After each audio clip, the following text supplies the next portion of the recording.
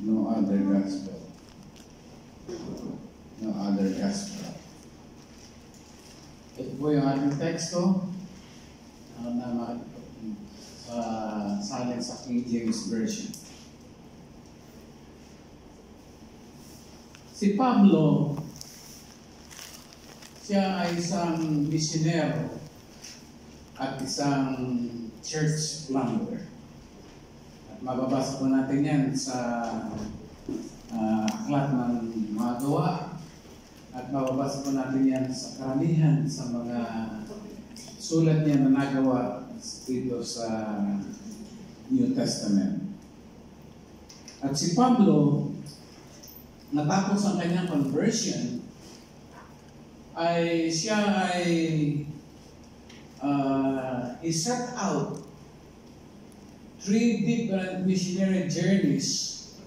Siya ay gumawa o siya ay nag-conduct, nag-set out siya ng missionary journey na 3 beses siya nag-mission. At siya ay nakapagtanim ng mga iglesia sa probinsya ng Galacia, Asia, Macedonia at Achaia.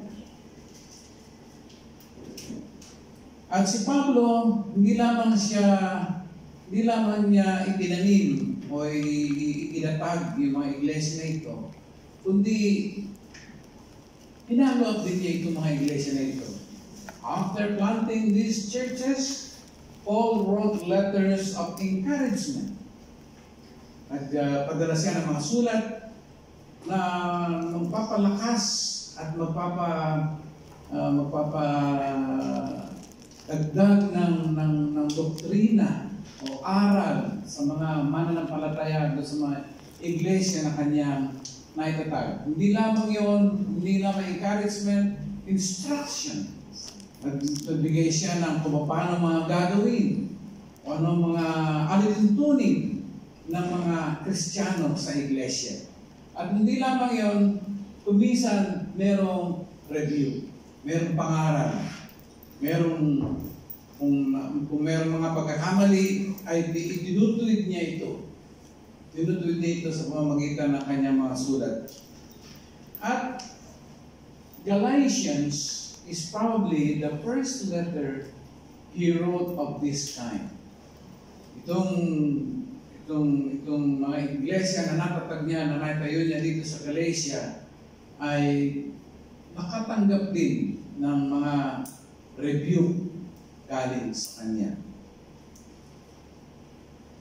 Ngayon, since his last visit, kasi 3 beses niyang binisita yung mga iglesia sa Galatia.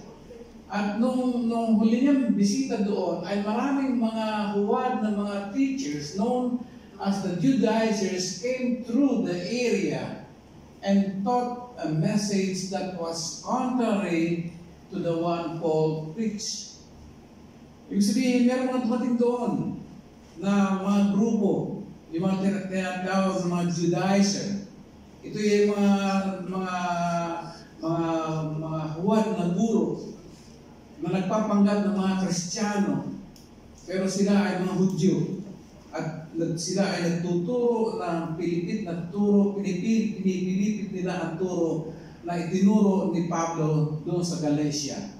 They called into question Paul's apostolic authority at kinu-question nila yung pagiging apostol ni Pablo sa paglilingkod sa ating Panginoon, and taught the Galatians a different gospel. At turo sila ng ibang mabuting balita. Ngayon, they taught that in order to be accepted,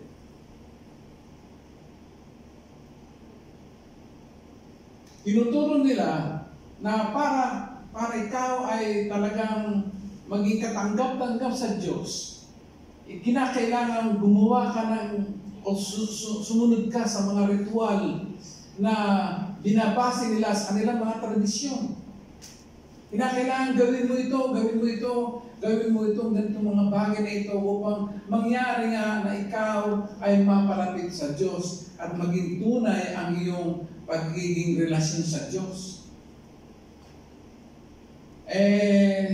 Sinasabi nila na hindi sapat yung mabuting balita na tinanggap ninyo at kinakailangan ito idagdagan pa upang mangyari nga na maging katanggap-tanggap kayo sa Diyos. Ngayon, the letter to the Galatians is a strong rebuke of making the gospel about our works. Ibig sabihin, itong sulat na ni Pablo sa Galatia, sa mga taga-Galatia, ito ay isang pangaral sa kanila dahil sila ay humihiwalay sa grasya o sa grace at pumupunta sila doon sa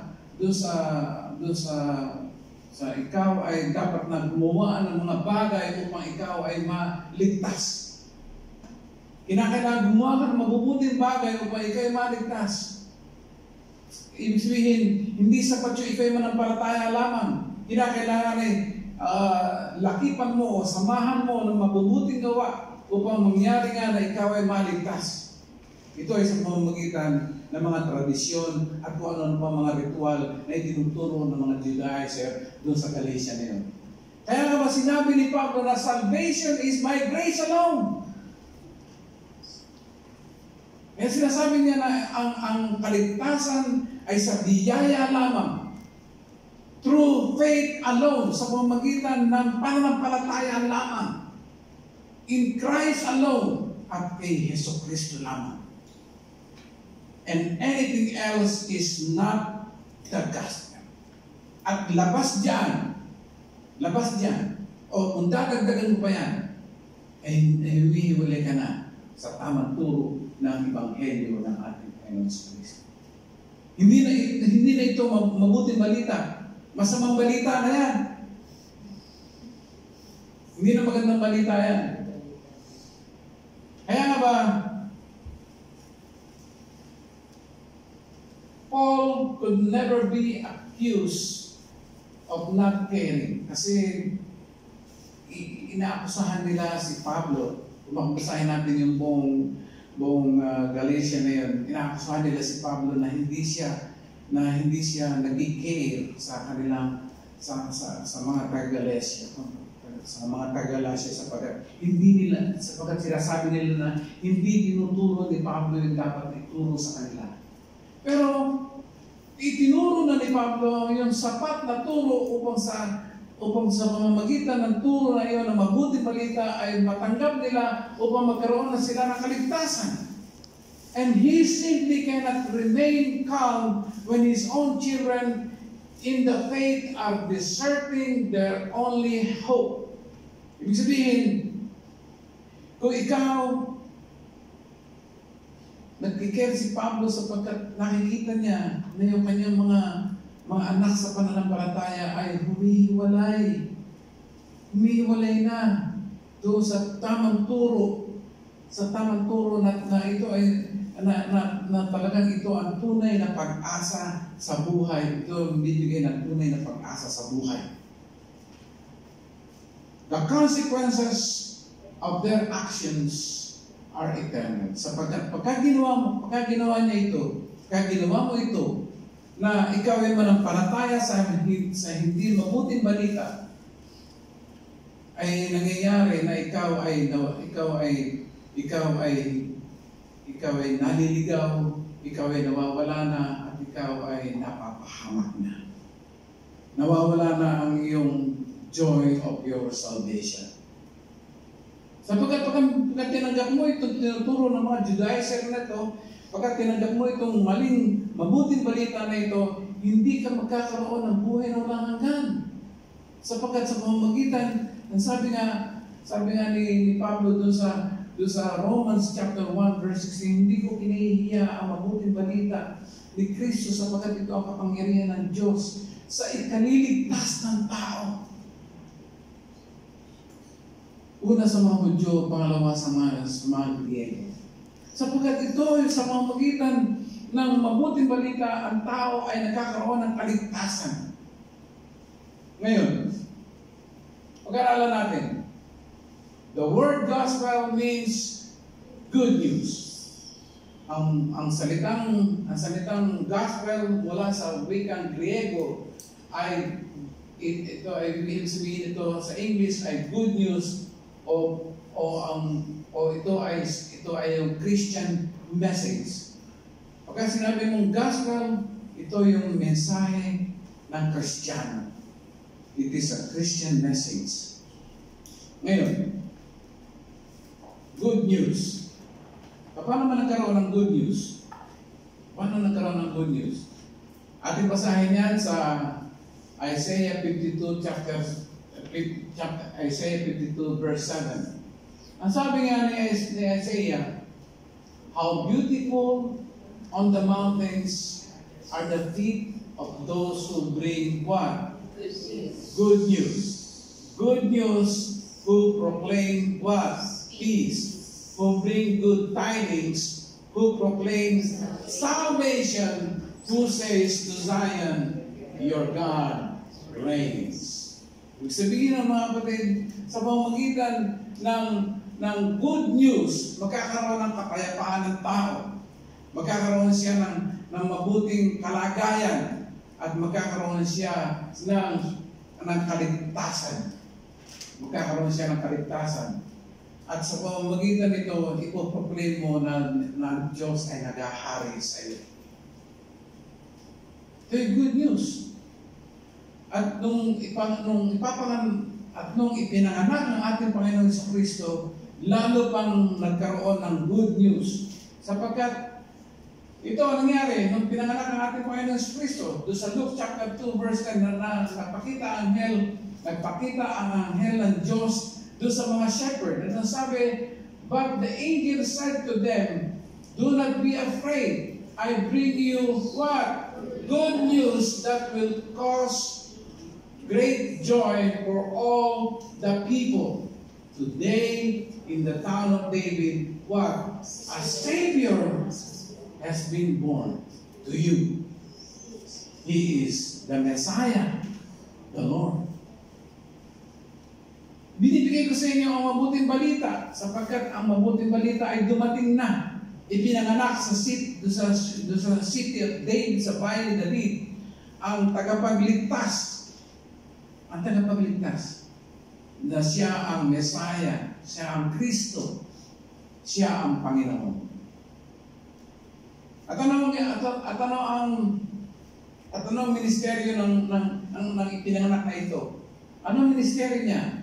Siyempre, siya ay good news, kailangan good news din ang kanyang ministeryo. Ang ministeryo niya ay, for the Son of Man came to seek and to save what was lost. Ang ministeryo niya ay upang hanapin at iligtas ang mga nawawala. Kung ikaw ay hindi nawawala, hindi ka hinahanap. Di ba? Yung nawawala lamang ang hinahanap.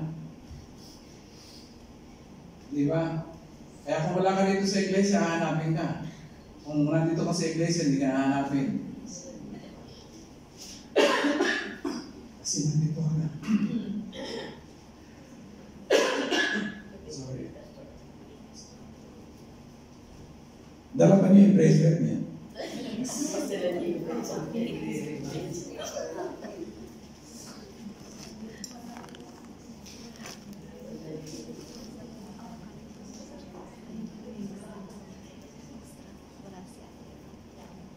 Asan tayo?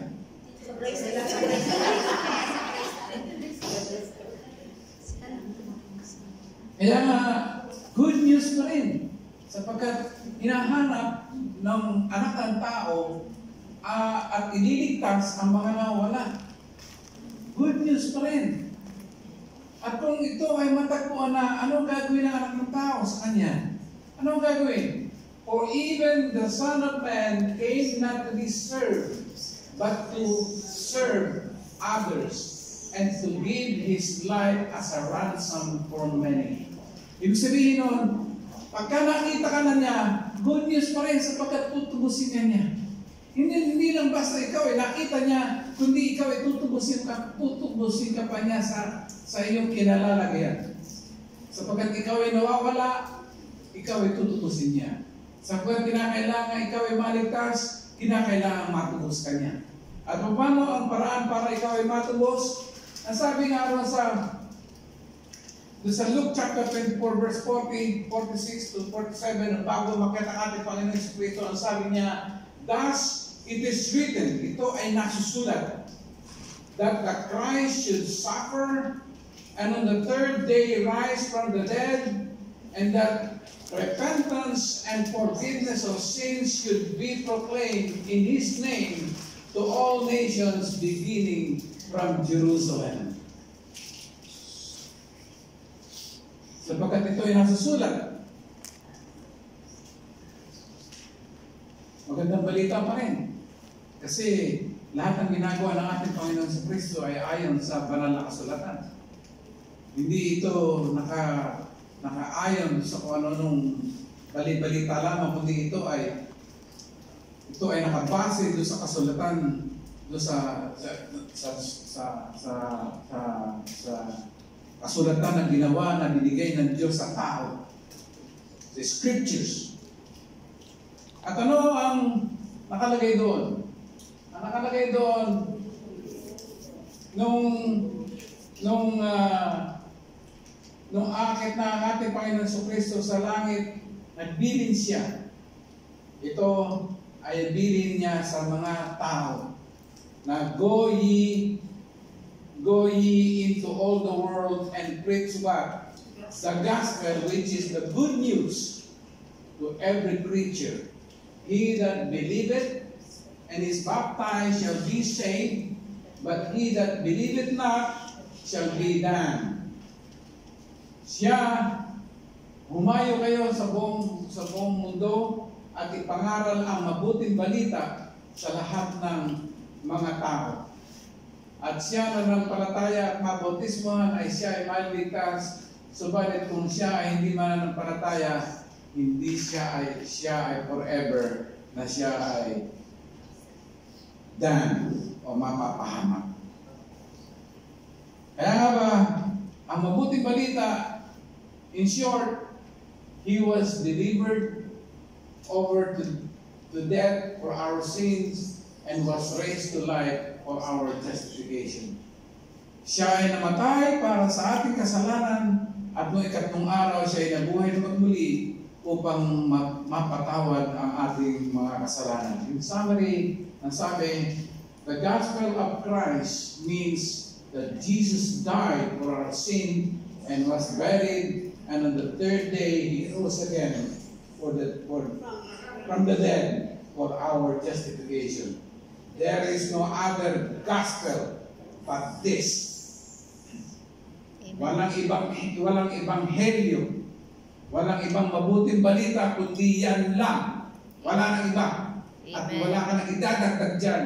At wala kang babawasin. Amen? Amen. Okay. Ating pag-aralan. The source of the gospel. Ano pinagmula ng gospel? Ano pinagmula ng gospel?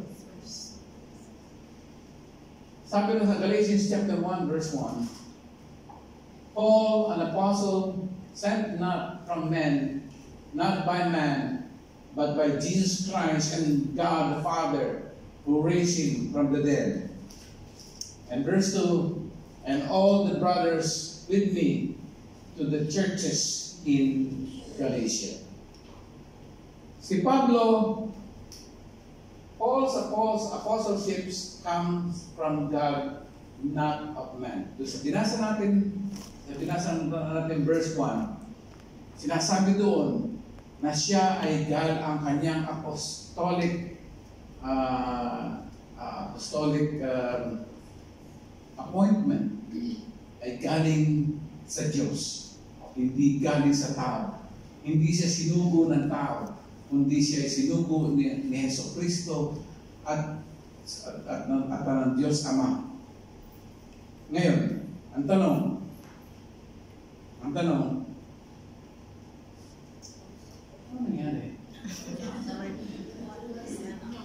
What is an apostle? Biglang namundi.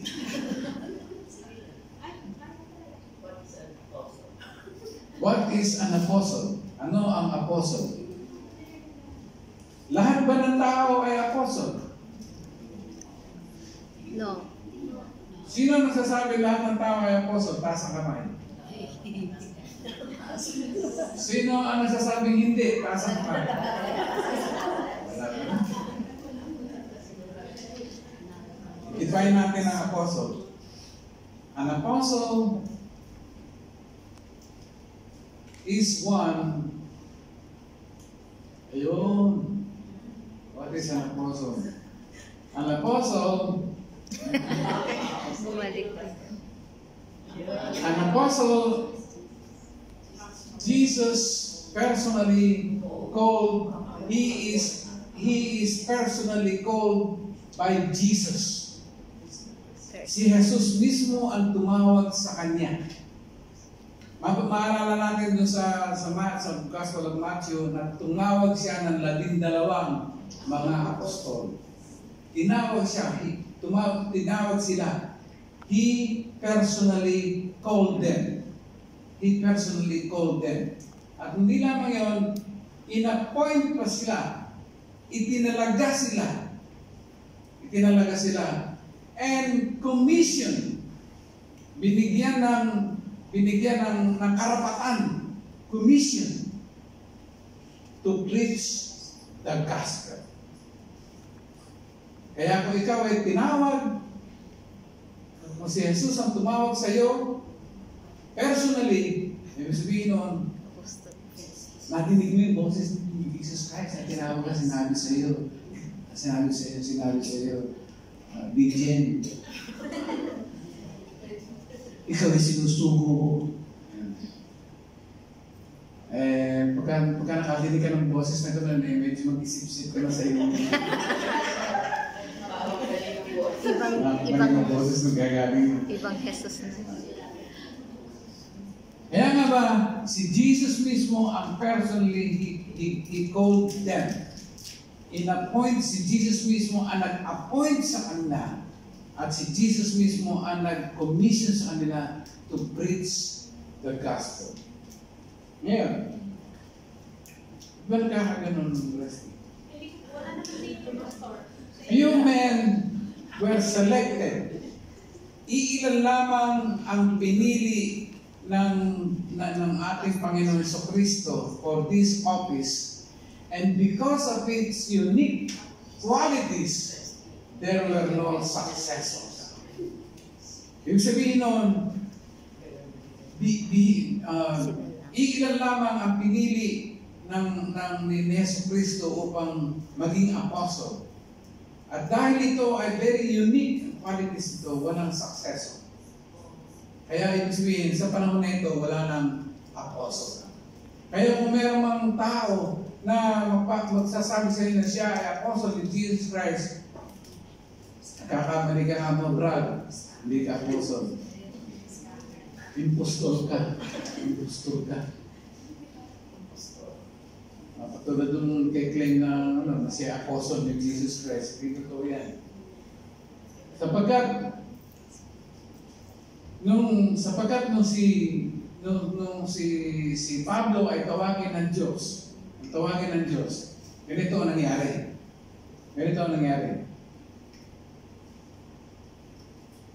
Si Pablo, matapos na mabato si Stephen, matapos na mapatay si Stephen, doon sa verse 1 ng chapter 9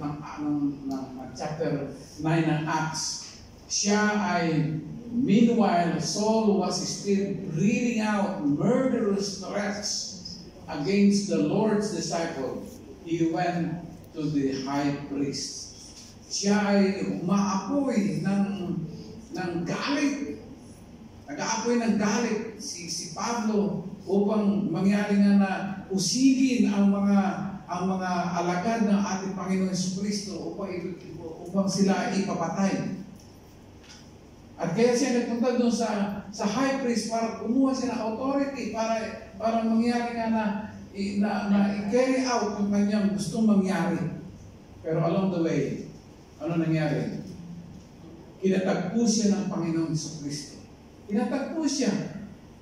At sinabi sa kanyang, Saul, Saul. Personally, Jesus Christ, sabi ni Saul sa sino po kayo, Panginoon? Ako si Jesus, na inyong inuusig, persecute mo ako. Ibig sabihin nun, yung kanyang pagkatawag sa kanya ay personal na pagkatawag sa kanya. Kaya siya ang kanyang apostolic assignment niya ay talagang ito ay galing sa Panginoon Jesucristo at galing sa Diyos. Ngayon, Paul went from being one of the most ardent persecutor of the church. Siya ay pinakamaalab na taga-usig ng iglesia ng ating Panginoon. At nung siya sa kanyang conversion, he is one of the he personally commissioned, as an apostle, he was commissioned by Christ. At siya ay itinalaga ng Diyos upang siya ay mangaral para sa mga Hentil. Kasi yung mga 12 apostol ay sila ang kanilang concentration ay nasa mga Jews. Samantalang si Pablo, ang kanyang commission, ang kanyang pagkatawag sa kanya ay upang mangaral para sa mga Hentil. Specifically, sinabi ni Jesus Christ yun na siya ay mangangaral sa mga Hentil. Kaya officially, yung kanyang apostolic calling ay totoo at ito ay galing sa Diyos. Kaya nangyari, the source of the gospel is Jesus Christ. Ang nagdala ng gospel sa Galatia ay sino? Si Pablo. May authority ba si Pablo para dalhin ang mabuting balita? Meron. Dahil siya ay commissioned by the Lord Jesus Christ. Kaya nga ba, ang source of the gospel is Jesus Christ. Dala-dala ni Pablo ang message about Jesus Christ. The apostles preached about Him. In fact, He taught them how to do so. At nangyari ito ang message sa Luke chapter 24 verse 27. And He said to them, sabi ni Jesus Christ kanila, "O foolish ones, and slow of heart to believe all that the prophets have spoken. Was it not necessary that the Christ should suffer these things and enter into His glory? And beginning with Moses and all the prophets, He interpreted to them in all the scriptures the things concerning Himself." Ito yung message sinabi ni Jesus sa kanila, at ito yung message na ito ay pinararating sa kanila. Kaya nga ba, ang source of the gospel is Jesus Christ. Walang ibang pinanggagalingan ng gospel kundi ang ating Panginoong Jesucristo. And sabi niya, and He said to them, "This is what I told you while I was still with you. Everything must be fulfilled that is written about me in the law of Moses, the prophets, and the Psalms." Lahat ng inihula, lahat ng mga sinabi sa scriptures na patungkol sa Panginoon Jesucristo ay nangyari at natupad sa ating Panginoon Jesucristo. At yung message na yun ang dala ng mga apostle, yung nagdala ng mabuting balita sa mga tao. At purihin ng Panginoon, this is what the apostles preach. Yan ang pinangaral ng mga apostles sa mga tao. At yan din ang nakarating sa ating aral, sa ating buhay, sa ating panahon ngayon. Walang iba, kundi yung aral na yun na nanggaling sa ating Panginoong Jesucristo. And they preach a message about Jesus because Jesus is central in all of the scriptures.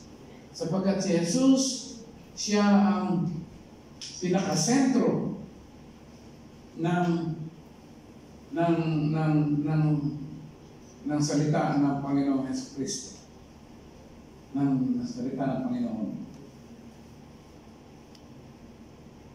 They preach a message about Jesus because Jesus is the central in all of the scriptures.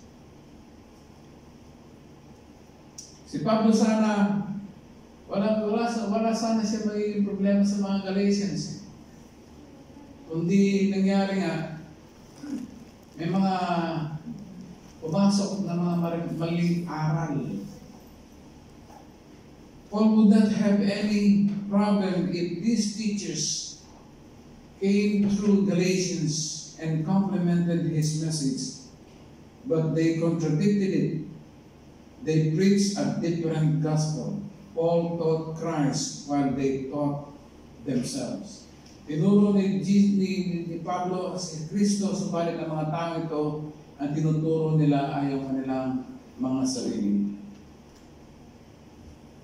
Kaya makita natin dito, sa verse 2, to the churches in Galatia, instead of addressing them to the saints, tingnan nyo yung kaibahan nung sulat na ito ni Pablo sa mga ibang sulat na ginawa ni Pablo sa ibang mga iglesia o sa ibang mga lingkod ng Diyos. Ang sabi niya, to the churches in Galatia, instead of addressing them to the saints in Galatia. To the saints in Galatia. Ibig sabihin, sa kanyang tono, ng kanyang address, ay para siyang galit. Para ba siyang concerned sa mga nangyayari na hindi dapat mangyari. Sapagkat itinuro na ni Pablo ang dapat na ituro sa kanila at ipinangaral na ni Pablo ang dapat ipangaral sa kanila patungkol sa mabuting balita. And in spite of that, ay nakuha pa nilang bumalik sa ibang turo. Siguro, yung mga nagpunta mga Judaizer doon, may dala-dala siguro mga isang lechon. Isang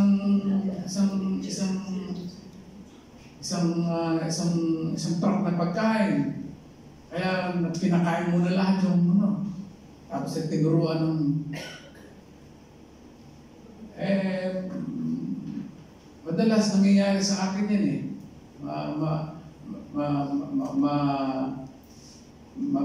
Madali tayong maagoyo ng ibang mga turo.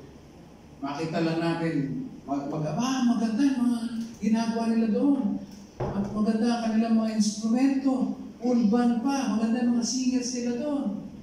Pero preach na, iba na i-preach. Maakit ka talaga. Ayun ang ginagawa ng sanlibutan, ginagawa ni Satanas upang mangyari na mailigaw ang maraming mga Kristiyano. Pero purihin ng Panginoon, nandiyan ang salita ng Panginoon upang at ating pag-aralan upang tayo ay hindi mailigaw ng mga manituro. Paul wasn't simply craving people to submit to his authority. Hindi niya sinasabi yun na magsabit kayo sa aking authority. No. Hindi ganun yun. If Jesus Christ personally commissioned the apostle, and if it is his message they preach, then we do not have the option to ignore them, to ignore their word, any more than we have the option to ignore his word. Kung si Pablo ang nagdala ng salita ng Panginoon na meron siyang authority coming from the Lord, at yung ipinreach niya ay galing sa ating Panginoon sa Kristo, meron pa ba tayong option para doon? Hindi na. Wala na. Ibig sabihin, kung tutusin, tapos na ang labanan. Wala nang period na yon. Wala nang dapat ay dagdag pa sapagkat yung na-preach ni Pablo ay tama na once and for all. Kumpleto na yon na magdadala sa tao para sa kanyang kaligtasan. Sapagkat ang tao kailanman hindi niya magagawang iligtas ang kanyang sarili. Hindi niya po pwedeng dagdagan ang tulong ng ating Panginoon Jesucristo, Panginoon Jesucristo para maging mas mabuti pa siyang tao, na mas nakakaangat pa siyang tao. Hindi ganun yun. Kundi, ano yung tinanggap mo na galing sa salita ng Panginoon na si Jesus ay namatay para sa iyong kasalanan at hindi siya nabuhay para ipatawad ng iyong kasalanan. That's it. Wala ka nang dapat na idagdag doon. Nasasabihin mo, kinakailangan pa mag-speaking tongues na, kinakailangan pa himatay ka pa dyan, kinakailangan pa dyan na gumawa ka pa ng mabuti, kinakailangan pa dyan na ikaw ay mag-tights ng napakarami. Hindi na kailangan. All you have to do is believe that Jesus died for your sin and He rose again for your justification. That's it. And the rest is history.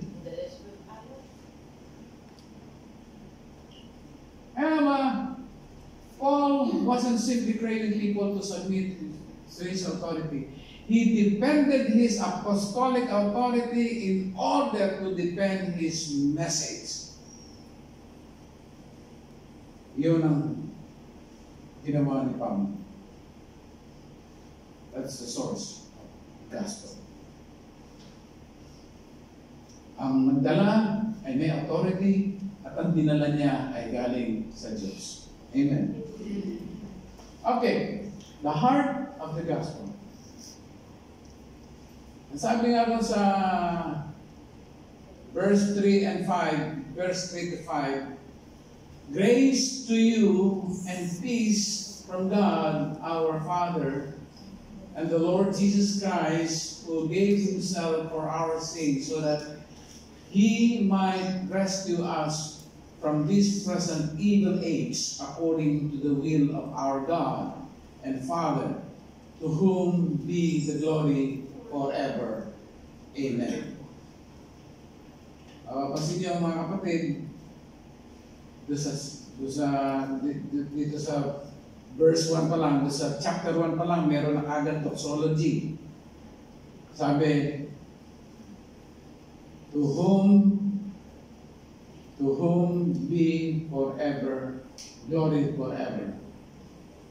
Okay. Grace was the Greek word, was a Greek greeting, while peace was a Hebrew greeting. The greeting has theological implication for the unity of the church. If you adopt a distorted grace, you will not find true peace. Pagka sinabi mong grace, ito ay kagandahan loob ng Diyos. Ito ay regalo sa iyo ng Diyos. Pagka dinagdagan mo pa, kaya ako nirigaluhan kasi matalino ako. Ay, hindi totoo yan. Pagka dinagdagan mo yan, dinidistort mo yung grace. You are distorting grace. If you adopt a distorted grace, you will not find peace. Pagka sinabi mo, ako ay karapat-dapat na tumanggap ng biyaya ng Panginoon dahil ako ay marunong. Eh, paano kung hindi ka marunong? Eh, wala ka ng peace. Paano? Kaya ako tinanggap ng grace kasi mabait ako. Eh, paano kung hindi ka mabait? Kasi maganda ako. Eh, paano kung hindi ka maganda? Eh, matalino kasi ako. Eh, paano kung hindi ka matalino? Ibig sabihin, ang grace ay binigay ng ating Panginoon na gayon na lamang kahit sino ka man, kahit na ano ka pa man, ano man ang iyong kalagayan sa buhay, ikaw ay niregaluhan ng Diyos. Dahil siya ay nahabag sa iyo. Sapagkat pagkat dinistort mo yung grace na yan, you will not find peace. To To add something to grace is to subtract from the gospel.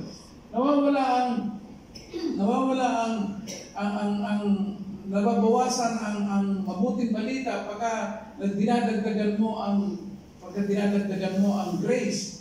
Whenever you add anything to grace, it becomes an opposite. Pagka ginawa mo yan, sabihin, pagka sinabi mong grace, irigalo sa iyo yan. Pagka sinabi mong karapat-dapat kang bigyan ng regalo, sabihin, nagiging opposite yan. Hindi ka dapat regaluhan dahil sinasabi mong karapat-dapat kang regaluhan. Hindi ka dapat regaluhan kasi sinasabi mong dapat ako regaluhan dahil ako'y mabait. Hindi ka dapat regaluhan dahil ikaw ay mabait. Ikaw ay dapat regaluhan dahil sa ikaw ay ikaw. Dahil ikaw ay ikaw. Wala nang iba kundi ikaw. Ikaw lamang. And the result is that you get an opposite of peace, which is wrath. Hindi ka, at ang mangyayari, hindi ka magkakaroon ng kapayapaan, kundi ito ay puot ng Diyos ang mangyayari sa iyo. The wrath of God remains on every sinner who does not trust in Christ alone. Pagka hindi lang si Kristo ang pinagtitiwalaan mo at ang pinagtitiwalaan pa yung kayamanan mo, yung puot ng Diyos ay nananatili sa iyo. Sapagkat dahil ang gusto ng Diyos ay wala siyang kaakaw. Hindi ka po pwedeng maglingkod sa dalawang Panginoon, kundi dapat ang paglingkuran mo lamang ay isang Panginoon. Sapagkat pagkat pinaglingkuran mo yung dalawang Panginoon, hindi po pwede yan. You say, you will hate the other, you will love the one and you will hate the other. Hindi po pwede yun. Hindi ka po pwedeng mamangka sa dalawang ilog. Dahil isa ka lang. Okay. 3 important truths about the nature of salvation.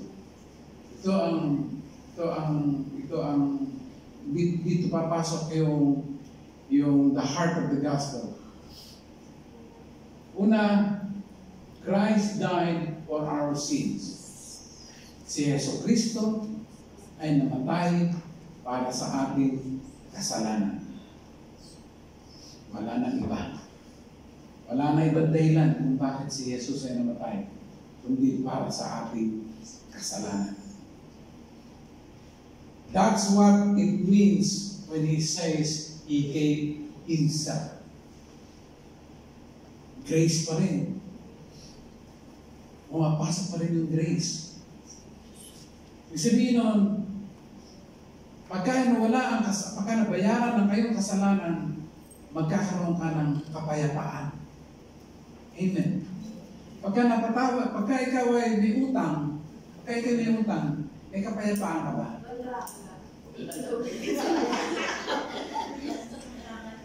Dahil pagka ikaw may utang, parati mo na lang iniiwasan yung mahiningin.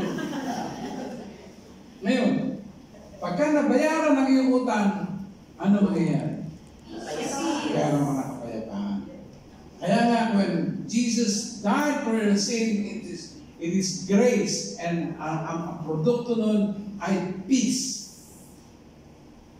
That's the heart of the gospel. Grace and peace. Kaya merong gospel dahil ito ay nagbibigay ng biyaya at nagbibigay ito ng kapayapaan. And Christ delivers us from the present evil ages. Christ's death on the cross occurred once and impacts on past, present, and future times. Ibig sabihin nun, ito ay pagwalang hanggan. Huwag pang walang hanggan. Pagka nabayaran ng utang mo, pang walang hanggan na yun. Wala nang maniningil sa'yo. Forever na walang maniningil sa'yo. Dahil nabayaran na ang iyong utang. Ibig sabihin nun, walang maiiwan na utang. Lahat ay bayad. Kasi Christ delivered us from the present evil age. May grace pa rin.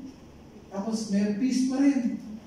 Ando pa rin yung heart of the gospel. And then lastly, Christ died according to the will of His Father. The will of the Father and the Son were never at odds. Hindi pwedeng mag-iba yan. Sabi nga ni Jesus Christ sa Gethsemane, Panginoon, 3 beses niya pinanalangin na alisin mo ang sara ng paghihirap na ito sa aking harapan. Alisin mo. Ibig sabihin, nagkakontrary. Hindi. Pero yung susunod na sentence na sinasabi, yet not my will, but your will be done. Kung ano yung kalooban, yun ang mangyayari. Sapagkat nung namatay si Yesu Kristo, ito ay will ng Panginoon, will ng Diyos. Ito ay nasa kalooban ng Diyos at nung namatay ang ating Panginoon sa Kristo, ang sabi niya, it is finished, and He gave up the ghost. Ito, naganap na at nirelease niya ang kanyang kaluluwa. Siya nag-release. He gave Himself. Nandun pa rin yung biyaya ng ating Panginoon. Kaya whenever there is the gospel preached, there is grace and peace. Sapagkat yun ang puso ng gospel. Kaya naman, grace and peace is the heart of the gospel. And lastly, the exclusivity of the gospel. Ito maganda. I marvel that ye are so soon removed from Him that called you into the grace of Christ unto another gospel, which is not another. But there be some that trouble you, and would pervert the gospel of Christ.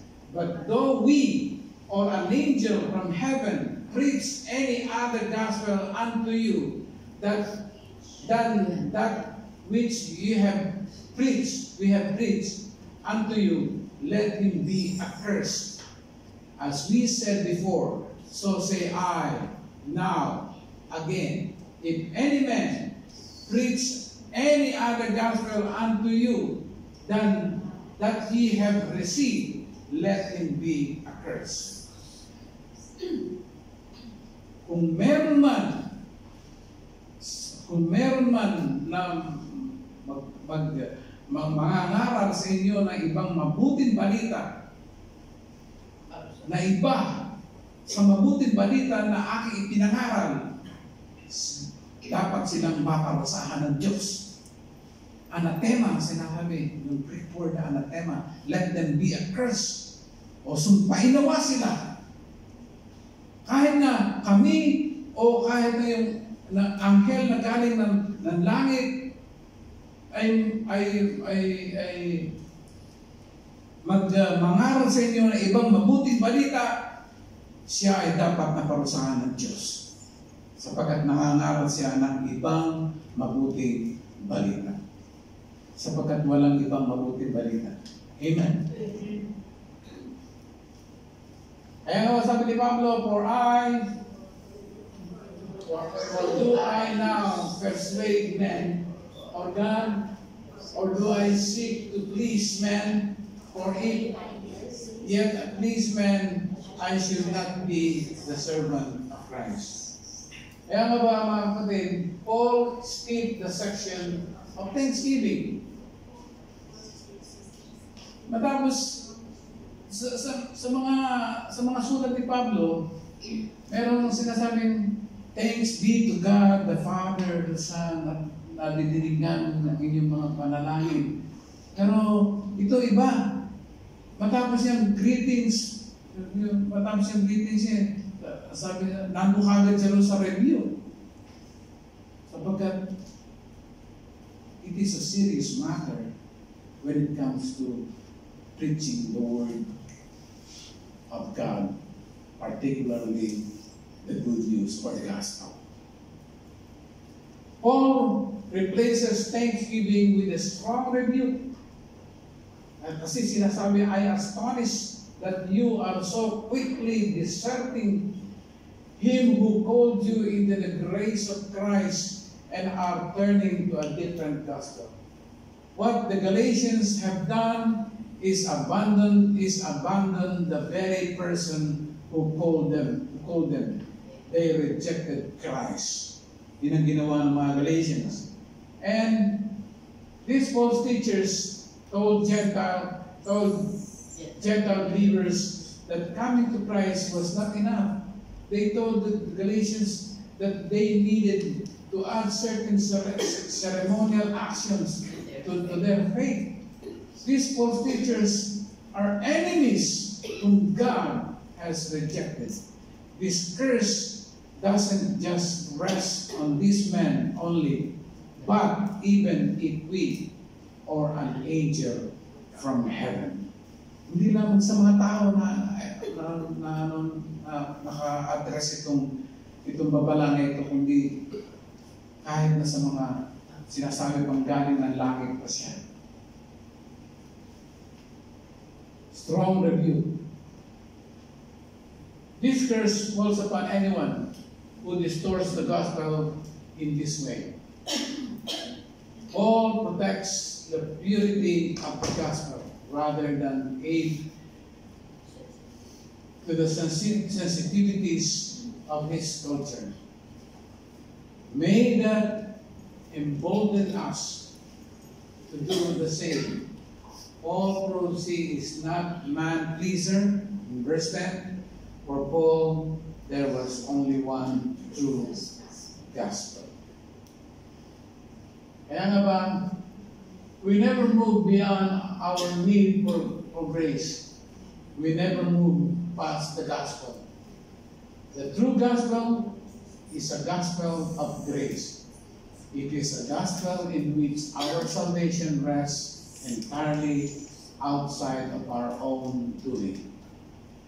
Wala tayong participation sa ating kaligtasan, kundi ang Diyos lamang ang may gawa ng lahat ng ating ikaliligtas. Amen. Nothing in my hands I bring, simply to thy cross I cling. The moment we begin to think we contribute anything to righteousness of Christ, we pervert the purity of the gospel. Kaya, ang ating kaligtasan is by grace alone, through the gospel of the Lord Jesus Christ. To God be the glory. Ay po ay manalangin. Lord, salamat po sa